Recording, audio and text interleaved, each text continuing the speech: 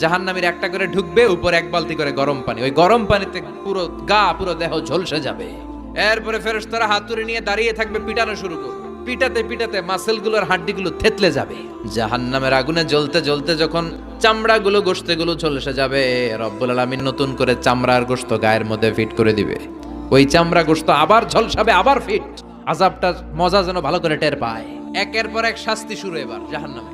যারা দুনিয়াতে আত্মহত্যা করছে, ছুরি মারছে, ও খালি ছুরিই মারবে। বিষ খাইছে, খালি বিষ খাবে। যে মেয়েগুলো ওড়নায় গলা পেঁচিয়ে এই আত্মহত্যা, তারা জাহান্নামের রশিতে আর ওড়নায় খালি আত্মহত্যা করতেই থাকবে। যারা স্মার্টফোনের ভিতরে ইন্ডিয়ান নায়িকাদের কোমর দোলানো ডান্স দেখেছে, অশ্লীল ভিডিও দেখেছে, জাহান্নামের গরম শিক চোখের ভেতরে ঢুকিয়ে দেওয়া হবে।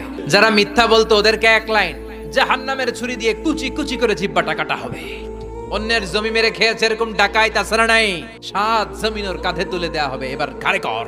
গিবত করে চগল খড়ি আছে না নাই, তাদেরকে আল্লাহ জাহান্নামের তামা দিয়ে নখ বানায় দিবে, আগুন ঝরবে ওটা থেকে। নিজেরা নিজের গালের গোশত আর বুকের গোশত টেনে কুড়ে কুড়ে খাবে। ওদের ব্যথার চিৎকারে পুরো জাহান্নামটা থারথার করে কাঁপে।